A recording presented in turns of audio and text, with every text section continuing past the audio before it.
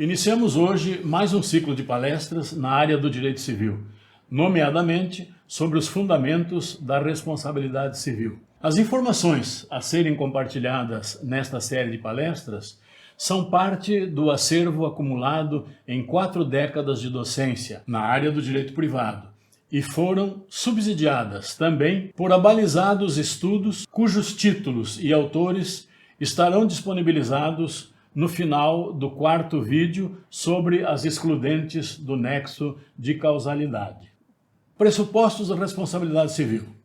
Tema dos mais versados na literatura jurídica, a responsabilidade civil está muito longe do exaurimento das investigações e do surgimento ainda de alguns aspectos velados. Carro-chefe do direito civil e do direito privado em geral, alcança o direito público também de maneira significativa.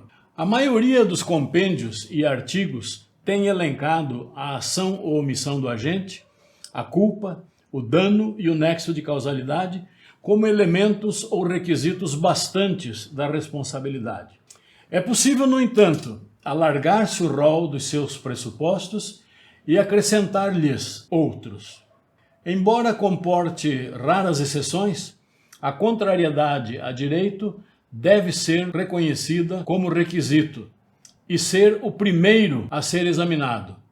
Dela e das exceções falar-se-á mais adiante. O segundo pressuposto é a ação positiva ou comissiva ou a omissão, ação negativa ou abstenção humanas, às quais voltar-se-á logo mais. O terceiro elemento, a imputabilidade do agente, ou é citado raramente ou é confundido com a culpa e com a capacidade do agente. Merecerá análise mais detalhada na sequência. A quarta exigência é a culpa na responsabilidade subjetiva. Por razões didáticas, tratar-se-á dela juntamente com a responsabilidade objetiva. Segue-se então com o quinto elemento, que é o dano, que é imprescindível a despeito de se admitirem hipóteses incomuns de responsabilidade civil sem dano, baseada nos princípios da precaução, Vorsorgsprinzip, e da prevenção, Präventionsprinzip, para garantir uma proteção ex ante, impondo sanções a potenciais ofensores por danos eventuais resultantes do risco criado por suas atividades perigosas. O sexto e último requisito é o nexo de causalidade, também conhecido por relação de causa e efeito. Lançados estes fundamentos, pode-se propor o seguinte esboço didático. A responsabilidade civil seria a somatória de, primeiro, contrariedade a direito, ou seja, a existência de norma proibindo ou impondo conduta, mais, segundo, ação ou omissão humanas, mais, terceiro, imputabilidade do agente, mais, quarto, a culpa do agente, mais, quinto, o dano, mais, o sexto e último elemento, o nexo de causalidade, também chamado de relação de causa e efeito. A contrariedade a direito ou a existência de previsão no ordenamento jurídico de norma proibitiva ou impositiva de conduta. Este primeiro pressuposto da responsabilidade civil fundamenta-se em um princípio de direito natural, neminem ledere, não lesar a outrem, e no chamado princípio da legalidade, esculpido no artigo 5º, inciso 2º da Constituição Federal, com a dicção seguinte: ninguém será obrigado a fazer ou deixar de fazer alguma coisa, senão em virtude de lei. É fato conhecido e inquestionável que o milenar princípio da legalidade tem sido vilipendiado recorrentemente e em dimensão cada vez maior. Poder-se-ia cogitar de uma tentativa de normalização, isto é, de se fazer crer que seriam, entre aspas, normais a arbitrariedade, os ataques e supressões da liberdade, que se justificariam pelo aumento populacional e maior complexidade da organização social.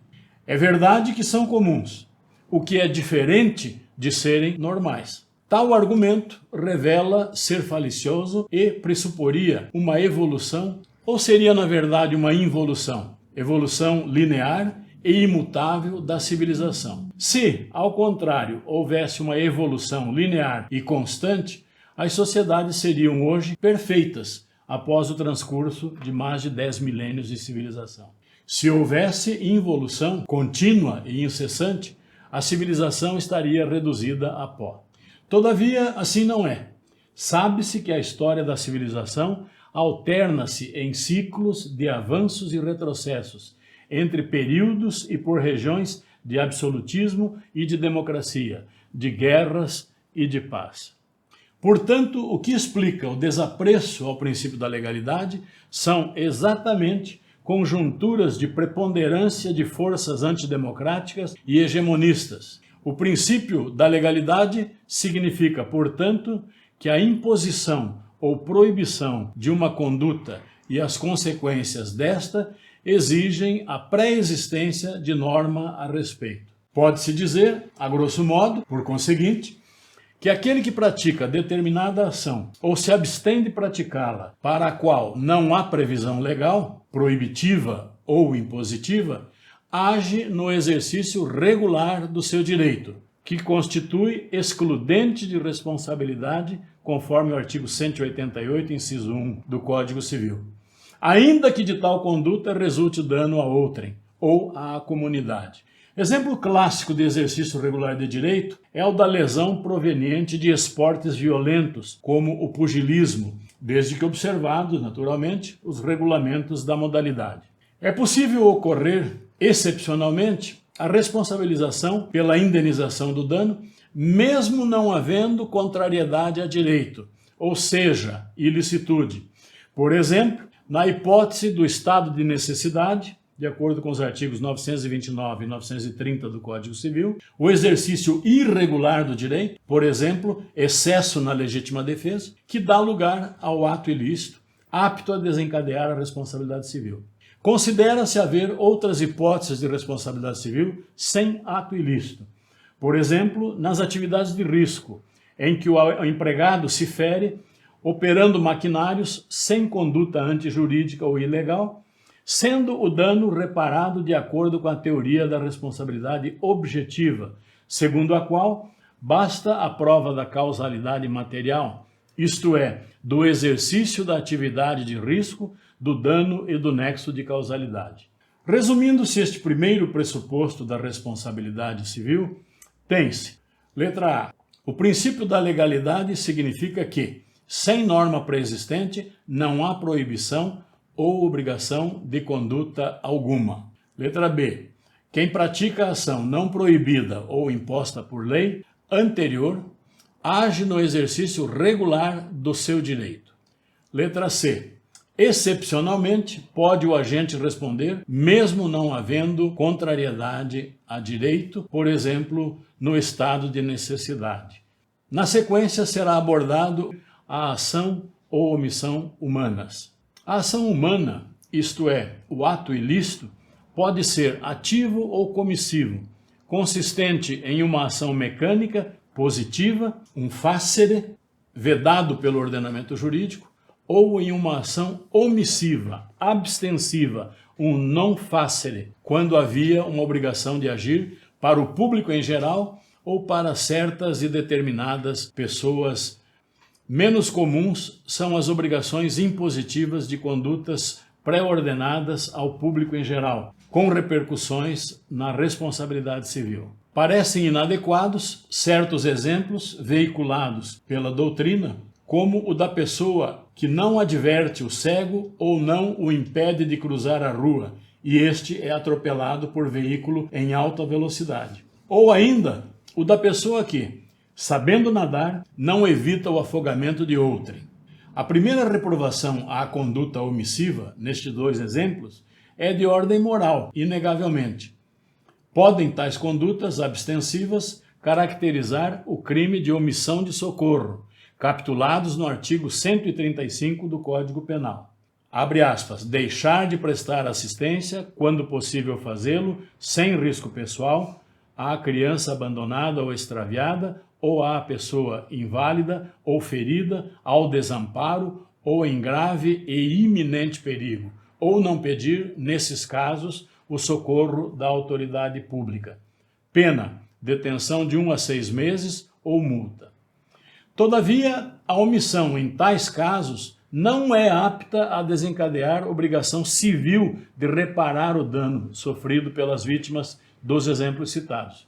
Muito mais frequentes são os exemplos de obrigações de agir impostas pela lei a certas e determinadas pessoas, como o policial de trânsito, no exemplo do cego, ou o salva-vidas, no exemplo do afogamento, por cujos danos deverá o Estado responder. Exemplo de obrigação contratual de agir encontra-se na norma do artigo 771 do Código Civil. Abre aspas. Sob pena de perder o direito à indenização, o segurado participará o sinistro ao segurador logo que o saiba e tomará as providências imediatas para minorar-lhe as consequências. Parágrafo único. Correm à conta do segurador, até o limite fixado no contrato, as despesas de salvamento consequente ao sinistro. Fim da citação.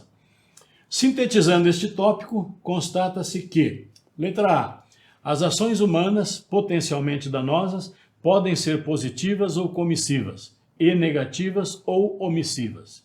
Letra B, em geral, as obrigações de fazer são direcionadas a certas e determinadas pessoas, e não aos jurisdicionados em geral. No próximo item, tratar-se-á do importante requisito da imputabilidade do agente. Neste tópico, a primeira dúvida que surge é se deve falar de capacidade ou imputabilidade do agente.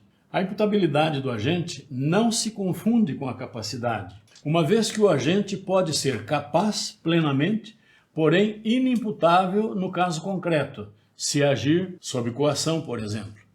A imputabilidade parte da ideia de capacidade para a prática de atos negociais da vida civil, mas a ela não se restringe.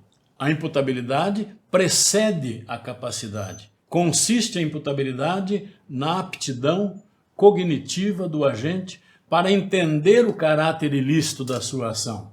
Imputável, portanto, é o agente que, para além das condições etárias e de sanidade mental, está em condições, considerando-se também causas externas, sequestro, coação, extorsão, de decidir livremente se pratica ou não o ato ilícito. Segundo o Código Civil, artigo 3º, são absolutamente incapazes de exercer pessoalmente os atos da vida civil os menores de 16 anos. E de acordo com o artigo 4º, são incapazes, relativamente a certos atos ou à maneira de os exercer, primeiro, os maiores de 16 e menores de 18 anos. Segundo, os ébrios habituais, os viciados em tóxicos. Terceiro, aqueles que por causa transitória permanente não puderem exprimir sua vontade. Quarto, os pródigos. A correta compreensão sobre a imputabilidade deve ser extraída dos artigos 3º e 4º do Código Civil, que tratam prioritariamente da capacidade para os atos lícitos da vida civil e das normas sobre a responsabilidade civil dos pais pelos atos ilícitos dos filhos menores, nos termos do artigo 932, inciso 1 do Código Civil, cuja dicção é: são também responsáveis pela reparação civil os pais pelos filhos menores que estiverem sob sua autoridade e em sua companhia, além da norma sobre a responsabilidade subsidiária do artigo 928 do Código Civil, com a seguinte dicção: o incapaz responde pelos prejuízos que causar se as pessoas por ele responsáveis não tiverem obrigação de fazê-lo ou não dispuserem de meios suficientes. E o parágrafo único complementa: a indenização prevista neste artigo, que deverá ser equitativa, não terá lugar se privar do necessário o incapaz ou as pessoas que dele dependem. A imputabilidade resulta, portanto, primeiro, da condição etária, menor de 16 anos, artigo 3º do Código Civil. Segundo, da dependência alcoólica e química, tóxicos, artigo 4º, inciso 2º do Código Civil. Terceiro, da sanidade física e mental, artigo 4º, inciso 3º do Código Civil.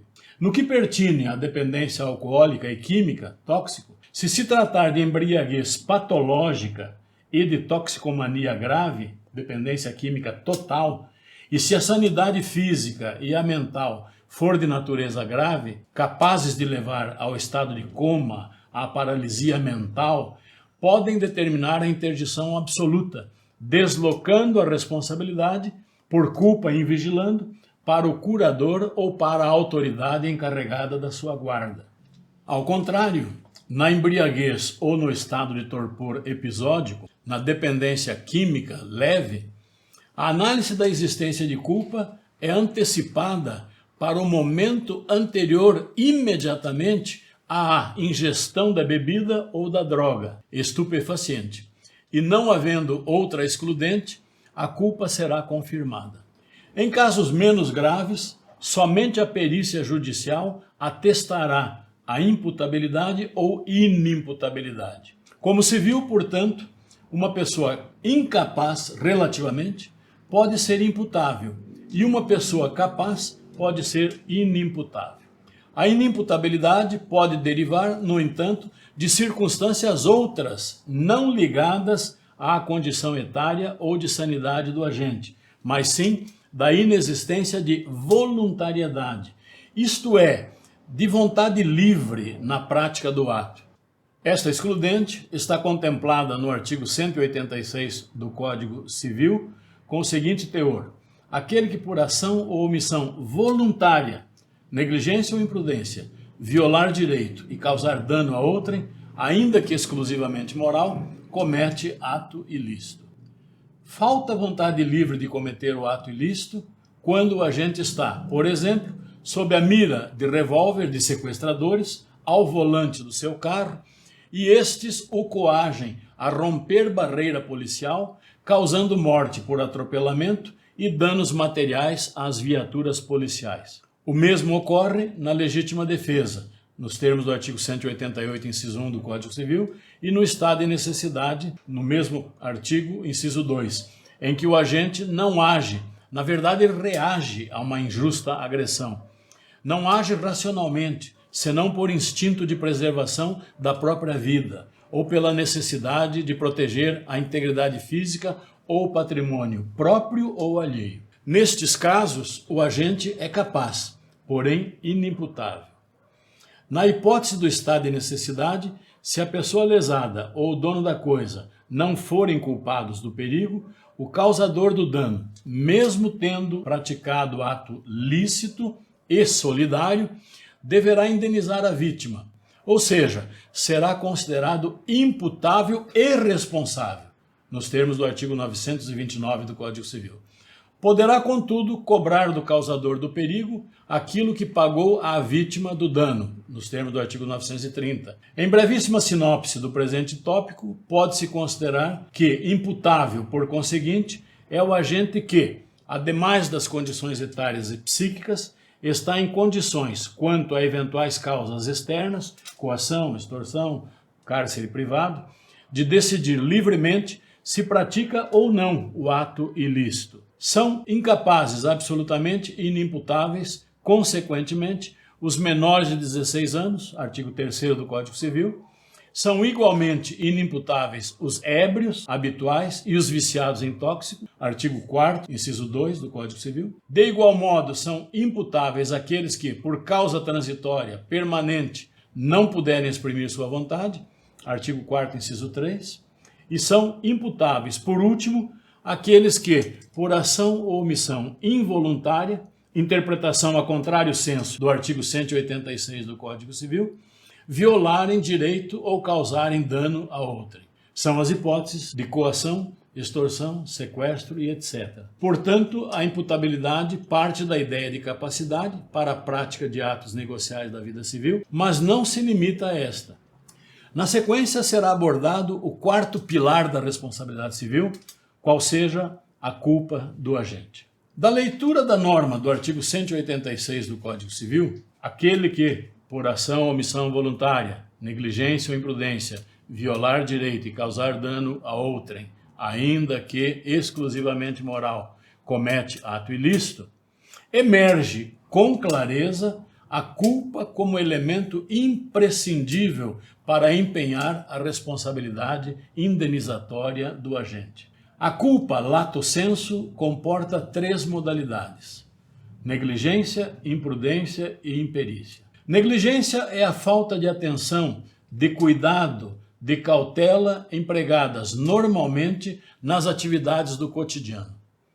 Age com imprudência, por outro lado, o agente que subestima os riscos da própria ação e, embora não desejando produzir o dano, assume o risco de vir a produzi-lo. Imperícia é a falta de habilitação exigida para o exercício de certas profissões ou atividades rotineiras do cotidiano.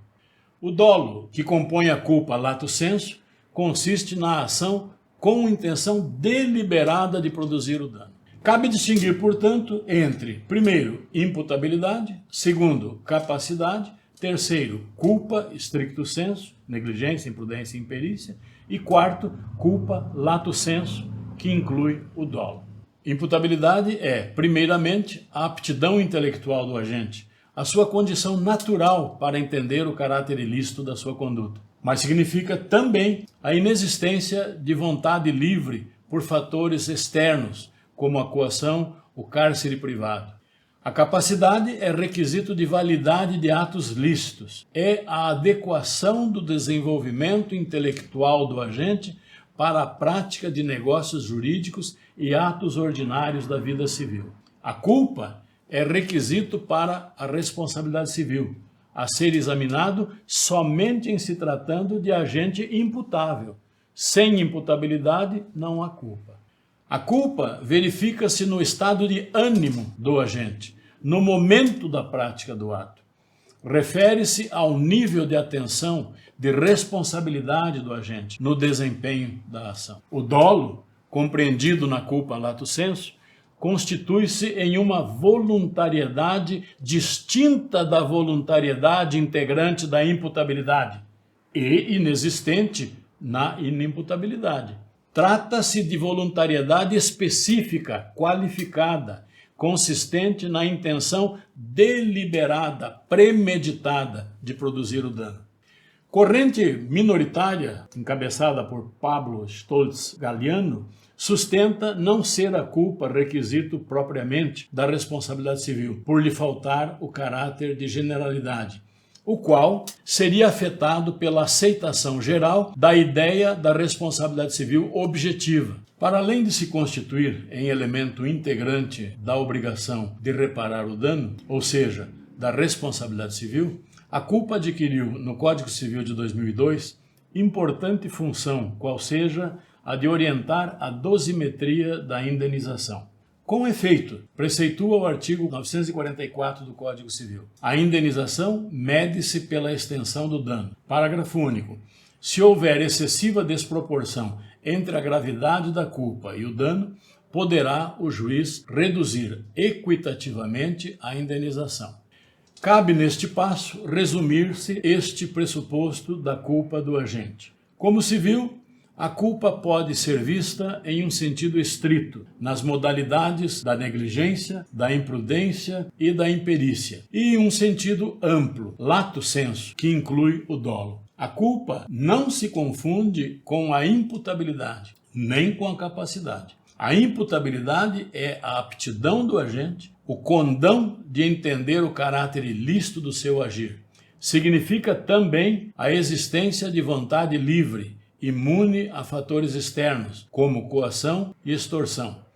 Capacidade é requisito pessoal de validade de atos lícitos. É a adequação do desenvolvimento intelectual do agente para a prática de negócios jurídicos e atos ordinários da vida civil. Culpa é o estado de ânimo, tem a ver com a intenção e a consciência do agente antes e durante o ato ilícito. Só deve a culpa ser examinada se o agente for imputável.